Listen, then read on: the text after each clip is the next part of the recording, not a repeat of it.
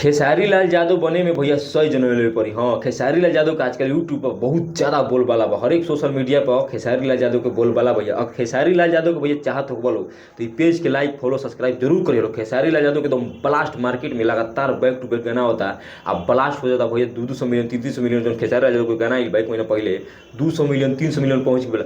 आ खेसारी लाल के यादव लगातार होली गाना 4 गो आ गई बा। ई जौन खेसारी लाल यादव के गाना बा हाला कर देम भैया बवाल। खेसारी लाल यादव हाला क बताओ तो कि हमार गाना आइल बा सोशल मीडिया पर जाके एकदम सुने के बाद दबा के एकदम प्यार तुलर बरसा देवे के बाद खेसारी लाल यादव के आई गाना में फीमेल गायक गईली बड़ी शिल्पी राज भैया। भोजपुरी यूनिवर्सिटी के शेरनी गायक शिल्पी राज खेसारी लाल यादव के जब जोड़ी बढ़ जाला तो मार्केट में एकदम चीरत फारत पहुँच जाला। अभी 3-4 घंटा बहुत फिर गाना आइला अब भैया एकदम 2 मिलियन पहुँच गई। 2 मिलियन खेसारी लाल यादव के भैया कट्टर फैन बोलो तब हमारे वीडियो देखिए। खेसारी लाल के एकदम मार्केट में एकदम बहुत ज़्यादा बोलबाला बा। खेसारी लाल जो गाना के लिखले बड़न पवन पांडे भैया। पवन पांडे खेसारी लाल यादव एकदम समझ लो कि पर्सनल राइटर हो एकदम।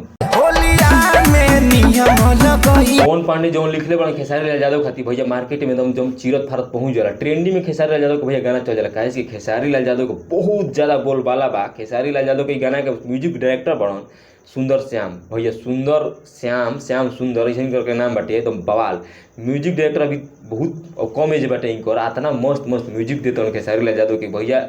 म्यूजिक ना रही तो गाना अच्छा ना लगी। कैसे खेसारी लाल यादव के तो ये जो डायरेक्टर राइटर बड़न और म्यूजिक डायरेक्टर बड़न जब से बढ़िया ना मिले तब से खेसारी लाल के गाना ट्रेंडिंग में ना जाई। लेकिन ये गाना बहुत ही लाजवाब बा बवाल बा एकदम चीरत फारत पहुँच जाता। होली गाना खेसारी लाल यादव के